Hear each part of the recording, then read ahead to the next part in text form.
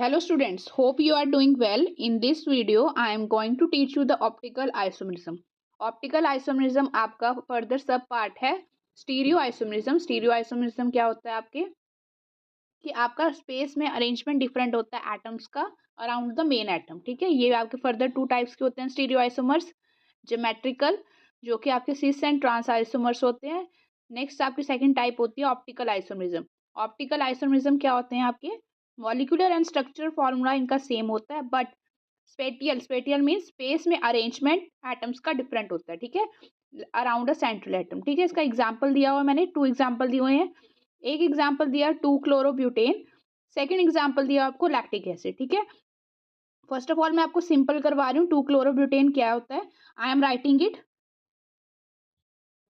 Now. You can सी जो आपका first मैंने लिखा हुआ है ये आपका 2 क्लोरोब्यूटेन है. ठीक है, आपके पास 4 कार्बन की चेन है, ब्यूटेन है 1 2 3, ये आपके पास 4 कार्बन टोटल है और आपका 2 पे आपका क्लोरीन लगा हुआ है. ठीक है, ये आपका ऑप्टिकल आइसोमेरिज्म है. ऑप्टिकल आइसोमेरिज्म क्या होता है आपका बेसिकली कि एटम्स का अरेंजमेंट डिफरेंट है. डिफरेंट अरेंजमेंट्स के बेसिस पे आपके डिफरेंट स्ट्रक्चर्स बनेंगे और उनकी डिफरेंट प्रॉपर्टीज होंगी. ठीक है, ऑप्टिकल वर्ड का मतलब क्या होता है आपका basically optical stands for your light.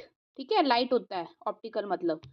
अब लाइट के बेसिस पे आपकी कैसी कोई कंपाउंड लाइट को कैसे रोटेट करता है लाइट को, तो उसके बेसिस पे आपके डिफरेंट टर्म्स हैं वो हम अभी डिस्कस करेंगे. ठीक है, जितने ज़्यादा आइसोमर्स डिफरेंट होंगे उतनी ज़्यादा वो आपकी प्रॉपर्टीज भी डिफर करेंगी. ठीक है, लेकिन उनका स्ट्रक्चर और मॉलिक्यूलर फॉर्मूला सेम होता है. नाउ सेकंड एग्जांपल देखो आप लैक्टिक एसिड का. लैक्टिक एसिड में एक आपका कार्बोक्सिलिक एसिड ग्रुप है COOH और एक सेकंड आपका ग्रुप है फंक्शनल ग्रुप OH. ठीक है, 2 फंक्शनल ग्रुप लगे हुए हैं. इसमें मैंने देखो आपका डिफरेंट तरीके से शो किया है. ठीक है, आप जब भी आप स्पेस में एटम्स को देखते हो out of the plane, in the plane, ये सारी आपकी टर्म्स आपने कहीं ना कहीं सुनी होंगी, लेकिन मैं फिर भी आपको एक्सप्लेन कर रही हूँ.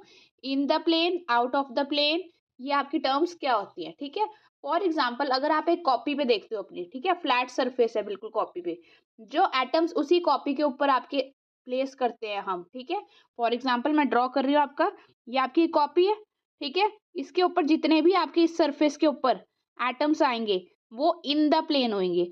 जो उसके ऊपर स्ट्रेट खड़े होंगे या उसके नीचे होंगे वो आउट ऑफ द प्लेन होते हैं. ठीक है, इन्हीं को हम रिप्रेजेंट करते हैं आपकी ये प्रोजेक्शंस होती है. ठीक है, इन डेप्थ अगर आपने पढ़ना है तो आप हायर क्लासेस में भी पढ़ोगे, लेकिन यहाँ पे मैं आपको थोड़ा बहुत आपको एक्सप्लेन कर रही हूँ. ठीक है, जब भी आप डॉटेड लाइन से शो करते हो, ठीक है, डॉटेड लाइन से, जैसे मैंने ऊपर COH ये वाला शो किया हुआ है, डॉटेड लाइन से किया हुआ है ना ये वाला, तो ये वाला क्या आपका शो कर रहा है कि आपके से एटम्स दूर हैं. ठीक है, फॉर एग्जाम्पल आप कॉपी पे ऊपर से ऑब्जर्व कर रहे हो, जो नीचे वाले आपके एटम्स लगे होंगे वो आउट ऑफ द प्लेन होंगे. First thing. सेकंड थिंग क्या है, वो आपसे दूर है तो उन्हें हम रिप्रेजेंट करते हैं विद योर डॉटेड लाइन. ठीक है, जो आपकी साइड होंगे मतलब कुछ एटम्स आपके साथ होंगे ना, आपकी साइड दिख रहे होंगे आपको ऊपर अबव द प्लेन, तो वो आपको बोल्ड सॉलिड लाइन से शो करते हैं, जैसे मैंने OH करा है. ठीक है, ये OH मैंने जो ड्रॉ करा है बोल्ड लाइन से, ये आपका सॉलिड लाइन से ड्रॉ किया गया है, मतलब ये आपके तरफ है टूवर्ड्स यू.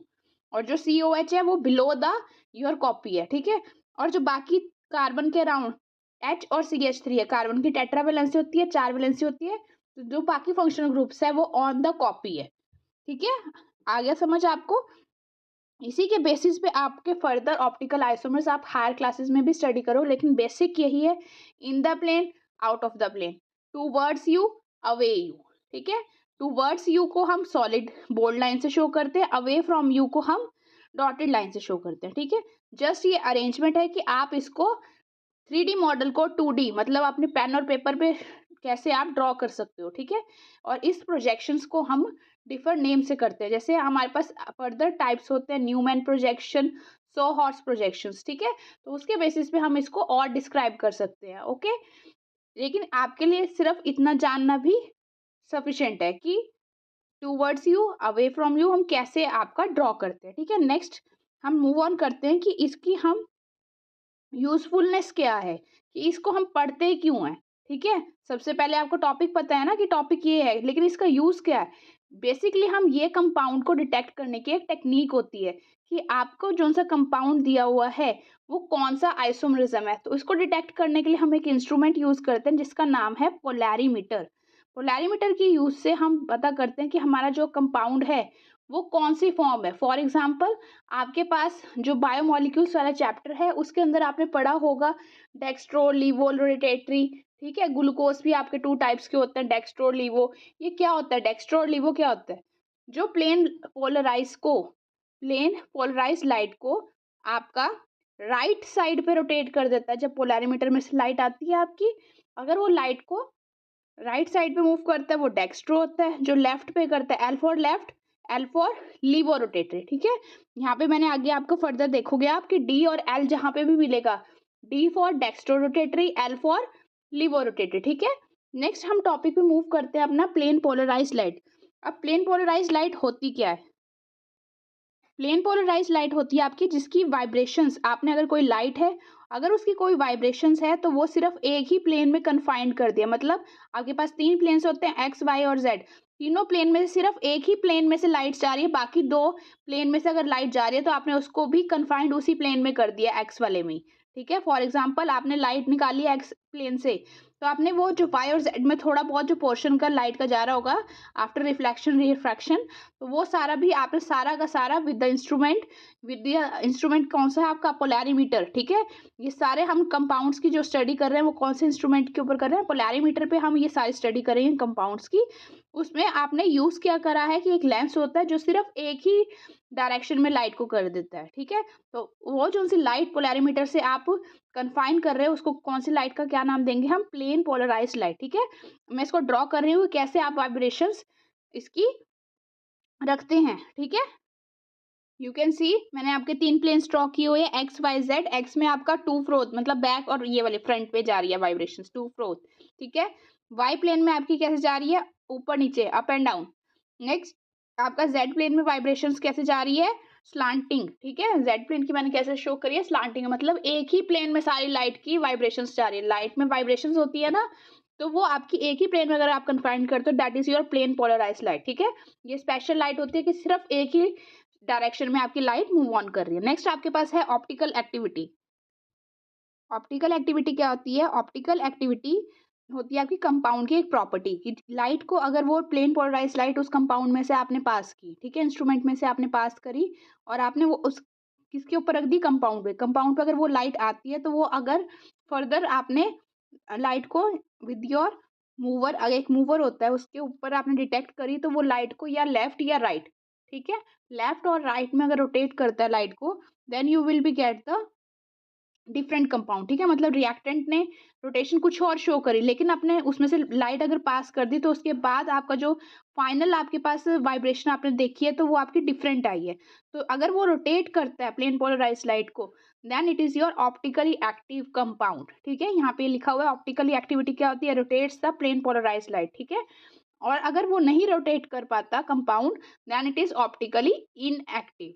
ठीक है, उसके बेसिस पे आपके 2 types of optical activity compounds होते हैं, dextro rotatory and laevo rotatory. ठीक है, डेक्स्ट्रो मतलब डी फॉर डेक्स्ट्रो, लीवो मतलब एल। ठीक है, फर्दर इसके साइंस होते हैं प्लस माइनस, लेकिन ये प्लस माइनस फर्दर आप विद द एक्सपेरिमेंटल वैल्यूज ही आप बता सकते हो कि ये पॉजिटिव डायरेक्शन में गया है, negative. Positive negative means your left और राइट।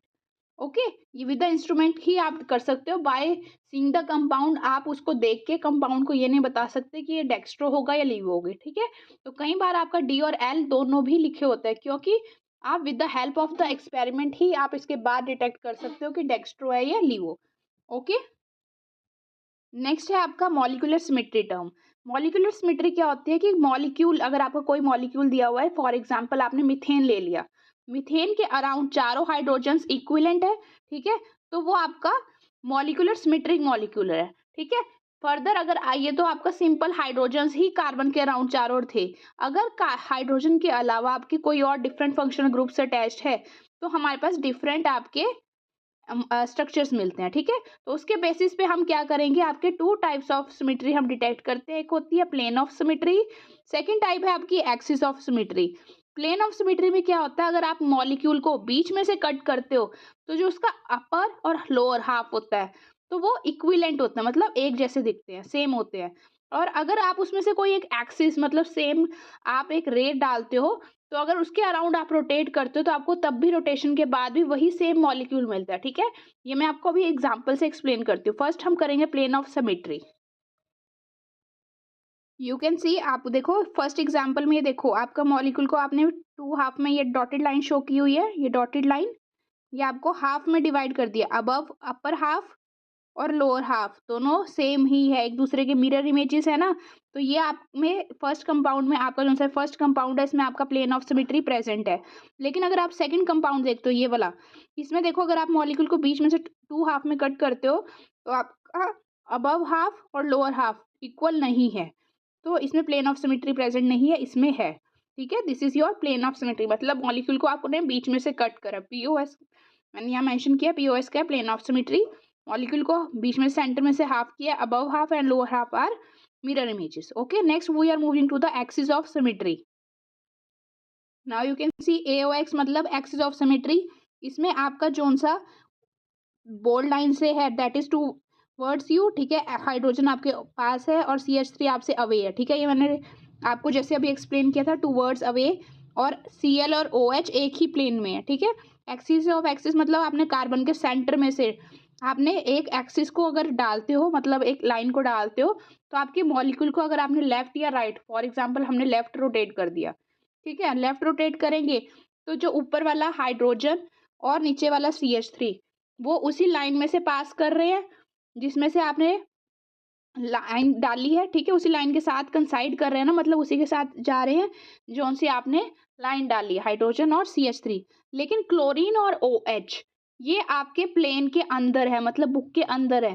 ठीक है, तो अगर आप मॉलिक्यूल को फॉर एग्जांपल घुमाते हो, ठीक है, तो मॉलिक्यूल को घुमाने के बाद Cl और OH तो अपनी चेंज करेंगे पोजीशन। एक बार आपने सर्कल को घुमाया तो जो आपका लेफ्ट था वो राइट बन गया, राइट था वो लेफ्ट बन गया। फॉर उसी को मैंने यहाँ पे सेकंड आपका ये जो इमेज ड्रॉ करी है वो है। ठीक है, हाइड्रोजन और क्लोरीन तो आपकी जो हाइड्रोजन और क्लोरीन, हाइड्रोजन और CH3 वो तो अपनी सेम पोजिशन पे है, लेकिन OH और Cl इनकी पहले वाली पोजिशन से ये डिफर कर गए। पहले ये इस साइड था, it is on your right side, और उसके बाद वो ये लेफ्ट पे था, ये राइट पे था। उसके बाद अगर उस रोटेशन के बाद उसकी पोजीशंस डिफरेंट कर गई, मतलब OH लेफ्ट पे बन गया, ये राइट पे बन गया। ठीक है, पोजीशंस डिफरेंट करने के कारण आपका मॉलिक्यूल डिफरेंट मिला है आपको।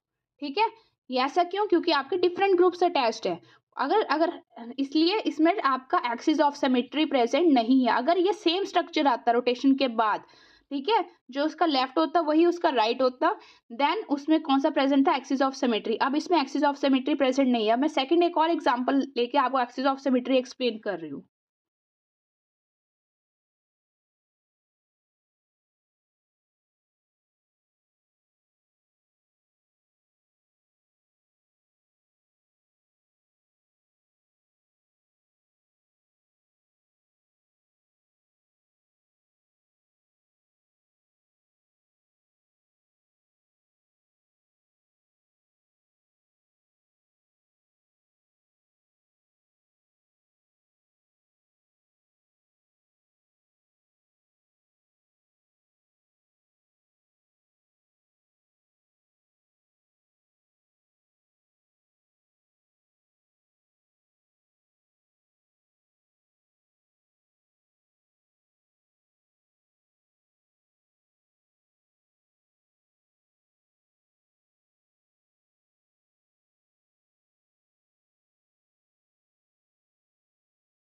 रोटेशंस के बाद ये दोनों हाइड्रोजन्स वही हैं जो से आपके इनिशियली थे। ठीक है, ये फाइनल में भी वही आए।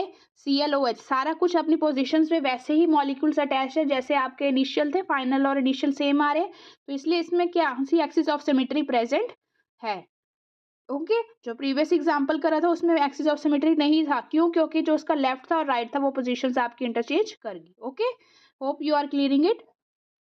नाउ नेक्स्ट आपकी डेफिनेशन है कायरलिटी। कायरलिटी क्या होती है आपकी कि सिंपल जो सा आपका सेंट्रल एटम है उसके अराउंड सारे एटम्स डिफरेंट हो, ठीक है। मेन एटम के अराउंड सारे एटम्स डिफरेंट अटैच्ड हो। कार्बन की टेट्रावैलेंसी होती है, बाकी कार्बन को सेंट्रल एटम रख के आपने बाकी जितने भी कंपाउंड्स उसके अराउंड लगाए हुए हैं, जितने फंक्शनल ग्रुप्स, वो सारे आपके डिफर करें, then it is a chiral carbon, ठीक है।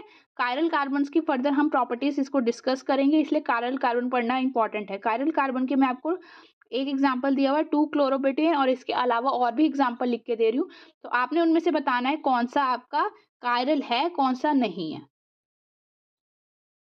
फर्स्ट जो आपका लिखा हुआ है ये 2-क्लोरो-ब्यूटेन बनाया मैंने, ठीक है।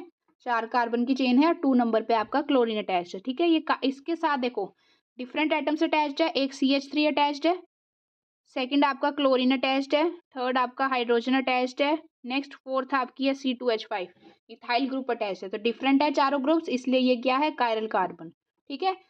सेकंड एग्जांपल देखो, इसके साथ फर्स्ट CH3 है, सेकंड आपका हाइड्रोजन है, थर्ड हाइड्रोजन है, नेक्स्ट आपका क्लोरीन है। 2 एटम्स सेम हो गए, तो ये आपकी कायरल कार्बन नहीं है, ठीक है। चारों ही डिफरेंट चाहिए इसमें। नेक्स्ट एग्जांपल में देखो, आपका फर्स्ट आपका COH है, नेक्स्ट क्लोरीन है, नेक्स्ट हाइड्रोजन है, नेक्स्ट CH3 है, चारों डिफरेंट है, so this is your chiral carbon, okay. तो कायरल कार्बन क्या होती है, जिसके चारों ग्रुप्स डिफरेंट हो, ठीक है। ये तो आपने, मैंने इसका कंसेंस फॉर्म कराया। अगर इससे ज्यादा आपके और कंपाउंड्स बढ़ जाए, तो आपने सिंपल कार्बन के अराउंड देखने के बाकी एटम्स कैसे अरेंज्ड है, क्या वो सेम है, क्या वो डिफरेंट है, ठीक है, ओके। नेक्स्ट हम मूव ऑन करेंगे इनैंशियोमर्स पे। नाउ बिफोर मूविंग टू इनैंशियोमर्स, आपके दो एक और सब टॉपिक्स है। Centre of symmetry. Centre of symmetry क्या होती है आपकी, अगर आप किसी मॉलिक्यूल को उसके अबव और बिलो देखते हो, या लेफ्ट और राइट में देखते हो, तो सेम डिस्टेंस पे सेम आपके कम एलिमेंट्स आपको मिलने चाहिए। फॉर एग्जांपल, आप यहाँ से, मैंने आपको एक प्लेन के ऊपर एक्सप्लेन करा है, लेकिन आपको जैसे समझाया है, कॉपी के ऊपर पेंसिल रखो, अबव और बिलो देखो आप, ठीक है। 2D को मैंने ऐसे रिप्रेजेंट करा है, जो 3D मॉडल में आपको बोल रही हूँ, ठीक है।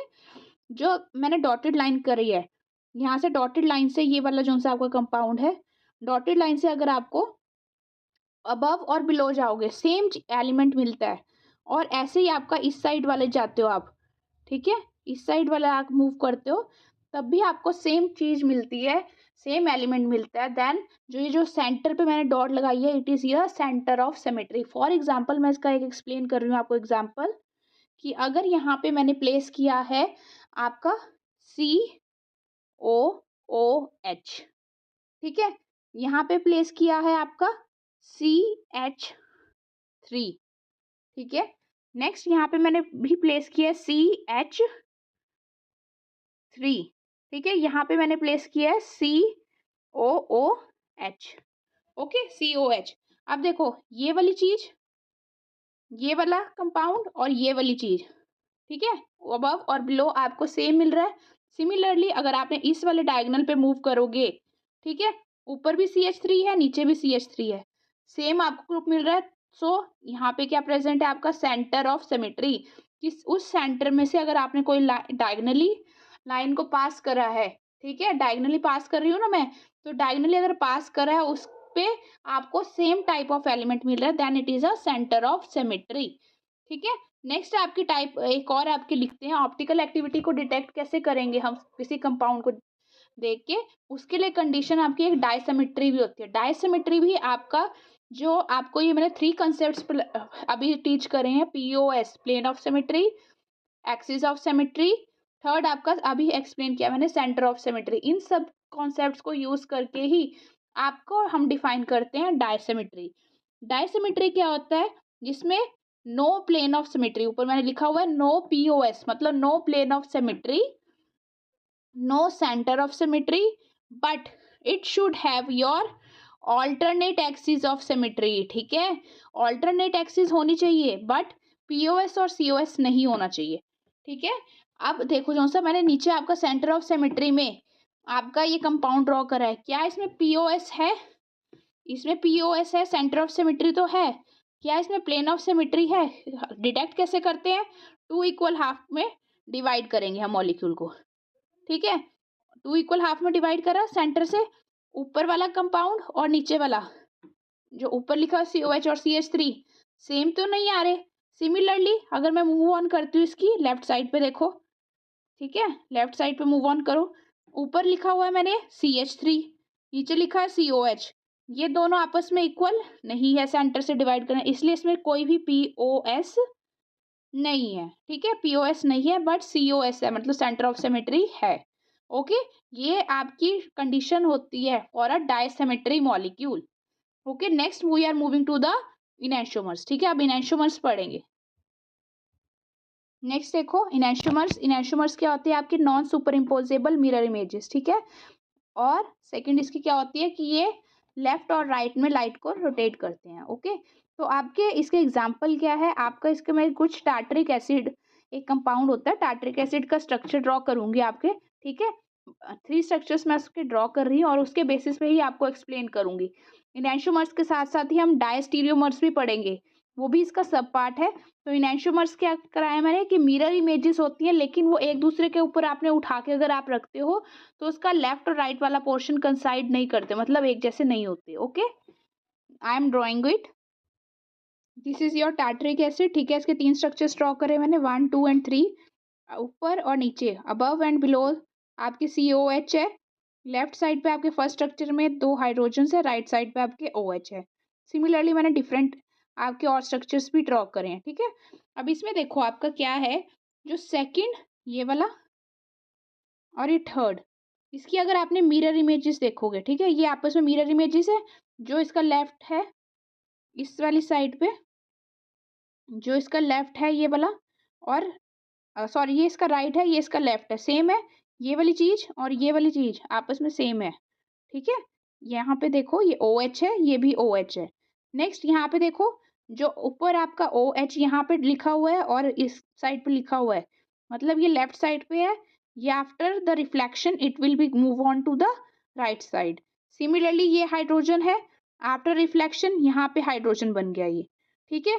तो ये आपस में मिरर इमेजेस है, सेकंड और थर्ड, ये दोनों स्ट्रक्चर्स आपके सेकंड और ये थर्ड, ये दोनों मिरर इमेजेस है, लेकिन ये नॉन सुपर इम्पोजेबल है। नॉन सुपर इम्पोजेबल क्या मतलब, आपने अगर थर्ड वाले स्ट्रक्चर्स को अगर आप उठाते हो तो ये वाली जो हाइड्रोजन है आपकी, ये वाली हाइड्रोजन और यहाँ वाले OH, ये आपस में कंसाइड नहीं कर रहे, ठीक है, ये वाली हाइड्रोजन और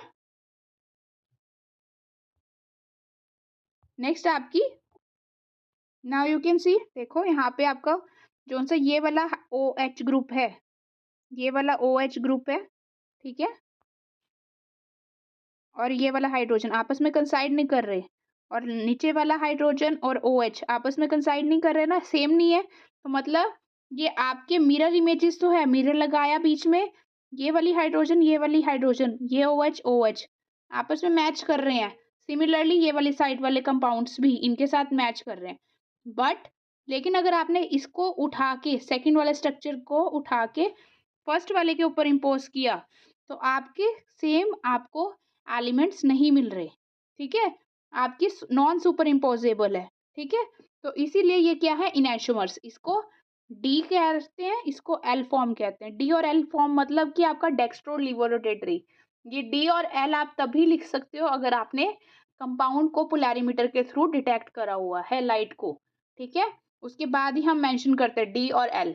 ओके, नेक्स्ट हम मूव ऑन करते हैं, इसी का सब टाइप है डायस्टीरियोमर्स। डायस्टीरियोमर्स क्या होते हैं आपके, देखो डायस्टीरियोमर्स क्या होते हैं आपके, ना तो ये मिरर इमेजेस होती है, ना इसमें डायसिमेट्री होती है, सॉरी, इसमें diastereomers are the compounds which are not having mirror images, mirror images नहीं होती लेकिन डायसिमेट्री और कायरलिटी होती है।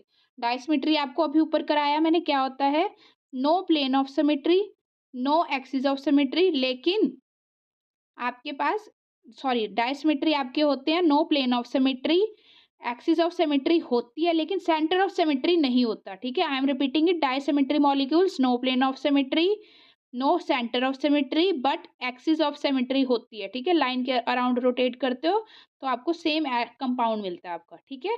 और कायरलिटी क्या करवाइए आपको कि सेंट्रल एटम के अराउंड चारों डिफरेंट आपके एलिमेंट्स अरेंज हो, ठीक है, चारों डिफरेंट एटम्स अरेंज हो, then it is a chiral carbon. Okay, diastereomers क्या होते हैं आपकी, इसमें ये मिरर इमेजेस भी नहीं है ना, और ये डायसिमेट्री मॉलिक्यूल्स है और कायरलिटी है। फॉर एग्जांपल इसमें एक्सप्लेन कर रही हूँ, फर्स्ट और सेकंड, आप देखो फर्स्ट और सेकंड स्ट्रक्चर्स को देखो, ये मिरर इमेजेस नहीं है। यहाँ पे इसका जो लेफ्ट है सेकंड वाले स्ट्रक्चर्स का और इसका राइट है, दे आर इक्विवेलेंट, लेकिन नीचे वाले पोर्शंस ओ एच और एच इक्विवेलेंट नहीं है, ये मिरर इमेजेस नहीं है, ठीक है। That's why they both are your diastereomers, ठीक है। मिरर इमेजेस के बेसिस पे ही आपका मोस्टली क्वेश्चन सॉल्व हो जाता है कि डायस्टीरियोमर्स है या नहीं है। तो second, first and second are not your mirror images, that's why it is a diastereomers. Diastereomers क्या होते हैं, no mirror images. Next chiral carbon, तो ये है, ये देखो ये वाला, देखो फर्स्ट वाली कार्बन जो से मैंने डॉट लगाई है, सेकंड इसमें देखो सेकंड टाइप में, इस पे आपके चारों के चारों डिफरेंट COH है, एक OH है, एक H है, नीचे कार्बन के साथ फर्दर डिफरेंट लिंक्ड है, तो ये आपकी कायरल कार्बन है। सिमिलरली नीचे वाली भी आपकी कायरल कार्बन है, क्यों, क्योंकि इसके साथ डिफरेंट एलिमेंट्स हैं कार्बन के साथ अटैच, ठीक है। सो कायरलिटी तो है। और डायसिमेट्री क्या कराई थी इसको, अगर एक्सिस ऑफ इसके सेंटर से मॉलिक्यूल के आप रोटेशन देते हो तो आपके लेफ्ट और राइट मॉलिक्यूल्स आफ्टर रोटेशन वो आपके सेम पोजिशन पे वही आते हैं। तो आपका एक्सिस ऑफ सिमेट्री है ना, इसमें प्लेन ऑफ सिमेट्री होगी। प्लेन ऑफ सिमेट्री हम देखते कैसे हैं, सेंटर से मॉलिक्यूल को 2 हाफ में डिवाइड करते हैं, अबव और लोअर पोर्शन को देखते हैं, ठीक है। इसीलिए डायस्टीरियोमर्स आपका फर्स्ट और सेकंड है, क्यों, क्योंकि वो मिरर इमेजेस नहीं है।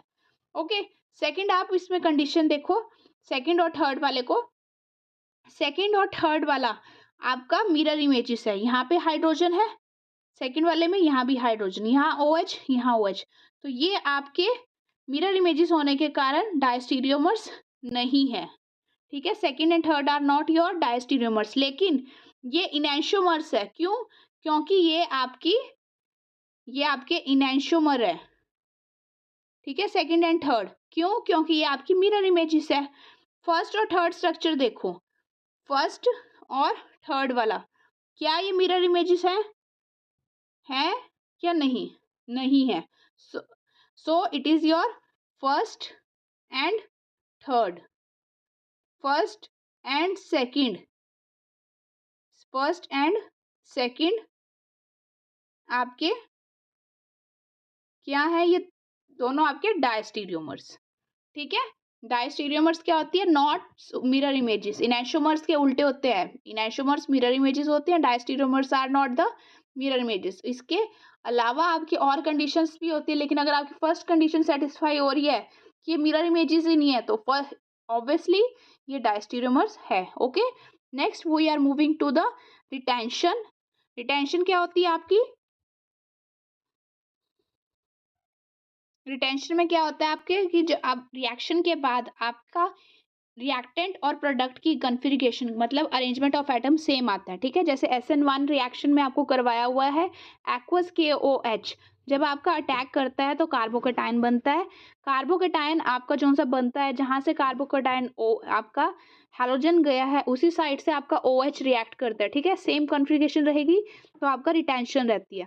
अगर डिफरेंट आपका रिएक्टेंट और प्रोडक्ट में अरेंजमेंट आता है after a reaction, you will be getting the inversion, ठीक है। फॉर एग्जांपल मैंने यहाँ पे मेंशन करा है, अगर रिएक्शन के बाद D और D रिएक्टेंट और प्रोडक्ट के आपके सेम आ रहे then it is your SN1। जैसे एक्वस KOH की प्रेजेंस में आपका हैलोजन का आपने RX का रिएक्शन करवाया तो ROH बनता है, ठीक है।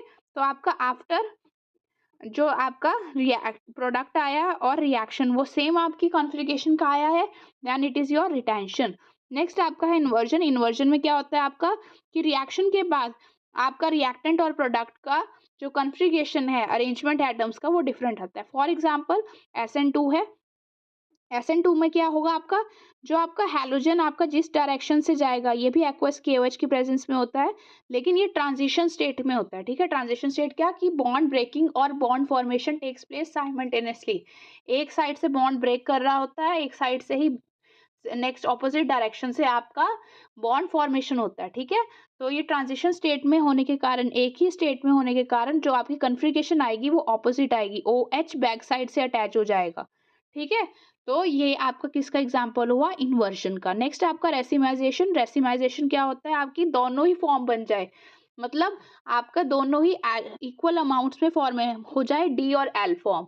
ठीक है, कि रिएक्शन में आपका रिएक्टेंट और प्रोडक्ट की कॉन्फ़िगरेशन जो सी आ रही है वो इक्विवेलेंट की फॉर्म में ही है, मतलब रिएक्टेंट वाली कॉन्फ़िगरेशन भी है और कुछ उसका अमाउंट आपका डिफरेंट अमाउंट डिफरेंट हो सकता है। ठीक है, फॉर एग्जांपल अगर यहाँ पे आर एक्स, रेसिमाइजेशन क्या होता है आपका, कि ये वाला कंपाउंड भी मिल जाए प्लस आपको ये वाली चीज़ भी मिल जाए।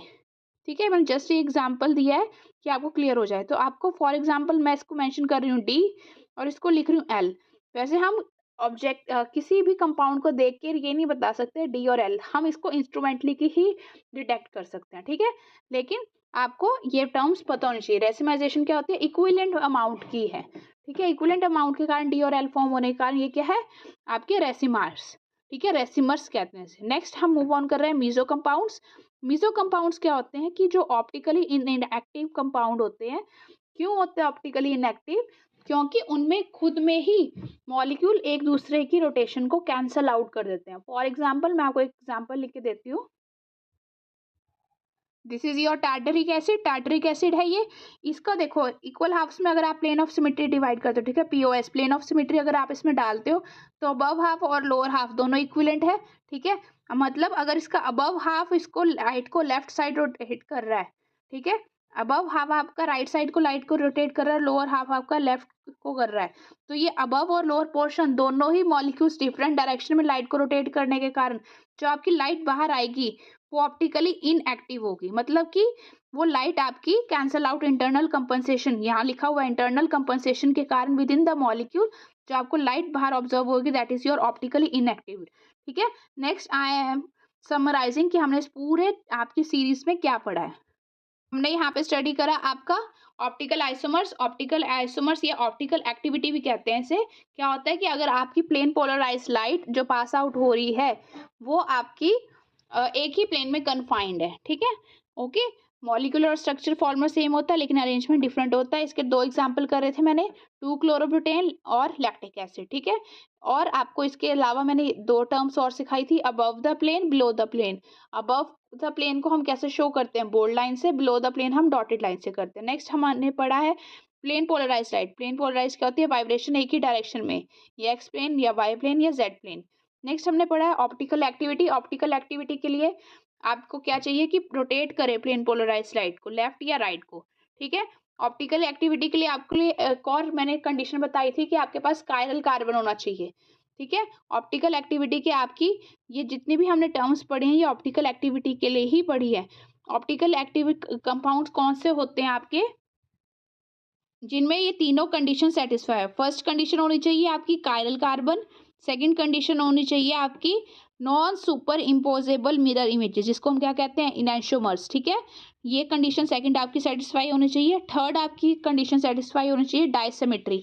अगर ये तीनों कंडीशन सेटिस्फाई है तो हम उस मॉलिक्यूल को क्या कहते हैं, optically active molecule. First chiral, second non superimposable mirror images, third is dissymmetry. Next इसमें मैंने आपको मॉलिक्यूलर की सिमेट्री बताई थी। मॉलिक्यूलर में सिमेट्री में आपको मैंने तीन प्लेन आपको सिमेट्री पढ़ाई है। पहली है प्लेन ऑफ सिमेट्री, अगर हम सेंटर से मॉलिक्यूल को डिवाइड करते हैं अबव और लोअर हाफ इक्वल आता है। सेकंड आपकी सिमेट्री पढ़ाई है एक्सिस ऑफ सिमेट्री, अगर आप कोई भी एक लाइन को ड्रॉ करते हो रे ऑफ एक्शन को, तो अगर आपके रोटेशन के बाद इनिशियल और फाइनल कॉन्फ़िगरेशन सेम आती है then it is the axis of symmetry.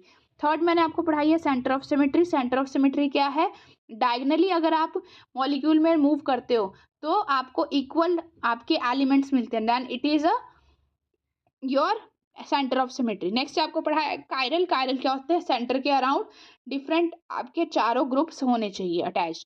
ठीक है, इसका एग्जांपल करा था 2-क्लोरोब्यूटेन। नेक्स्ट हम मूव ऑन करते हैं आपके इनैंशोमर्स पे। ठीक है, इनैंशोमर से पहले मैंने आपको एक और चीज कराई थी डाइसिमेट्री। डाइसिमेट्री क्या होते हैं आपके, कि आपकी एक तो उसमें no plane of symmetry, no centre of symmetry but axis of symmetry होनी चाहिए। उसके बाद हम मूव ऑन करते हैं इनैंशोमर्स पे। इनैंशोमर्स क्या होती है? आपकी non superimposable mirror images, ठीक है। इसके मैंने आपको टार्टरिक एसिड का एग्जांपल दिया था कि वो मिरर इमेजेस तो है लेकिन नॉन सुपर इम्पोजेबल, मतलब उसका लेफ्ट और राइट आपस में कंसाइड नहीं करता। ओके, नेक्स्ट हमने पढ़ा था इसमें डायस्टीरियोमर्स। डायस्टीरियोमर्स क्या होते हैं कि आपकी वो मिरर इमेजेस ही नहीं होते, तो वो आपके क्या होंगे? डायस्टीरियोमर्स। नेक्स्ट हमने पढ़ा है रिटेंशन। रिटेंशन क्या होता है आपका कि रिएक्शन के बाद रिएक्टेंट और प्रोडक्ट की कॉन्फ़िगरेशन सेम आए। नेक्स्ट हमने पढ़ा है इसमें इन्वर्जन। इन्वर्जन्स क्या होता है आपका कि रिएक्शन और प्रोडक्ट की कॉन्फ़िगरेशन डिफरेंट आए रिएक्शन के बाद, जैसे SN2 में। नेक्स्ट हमने पढ़ा था रेसिमाइजेशन की इक्वल अमाउंट का ही बने आपके पास, ठीक है, डी और एल फॉर्म। जैसे मैंने आपको एक्वस KOH की प्रेजेंस में हैलोजन का रिमूवल सिखाया भी, ठीक है, ऊपर करवाया ना, सब्स्टिट्यूशन न्यूक्लियोफिलिक रिएक्शन बोलते हैं SN को। नेक्स्ट हमने पढ़ा है मीजो कंपाउंड्स। मीजो कंपाउंड्स कौन से होते हैं? जो कि आपके कंपाउंड्स इंटरनली ही रोटेशंस को आपस में कैंसिल आउट करके आपकी लाइट जो बाहर पास आउट होगी वो होगी ऑप्टिकली इनएक्टिव। ये पूरा चैप्टर आपका जो ये सीरीज है ये आपका ऑप्टिकल आइसोमरिज्म, ऑप्टिकल एक्टिविटी, मतलब जो आपकी लाइट आपने फॉल करी है किसी कंपाउंड पे वो आपको कैसे ऑब्जर्व होगी आफ्टर अ रिएक्शन, वो हम डिटेक्ट करते हैं। ऑप्टिकल एक्टिव कंपाउंड्स कौन से होते हैं? जो आपकी 3 कंडीशन को सेटिस्फाई करे। Okay, chirality, enantiomers and your dissymmetry. इन तीनों कंडीशन को सेटिस्फाई करते हैं ऑप्टिकली एक्टिव, नहीं करते then it is optically inactive. Okay, hope you are liking it. Please share, subscribe to my channel. Thank you.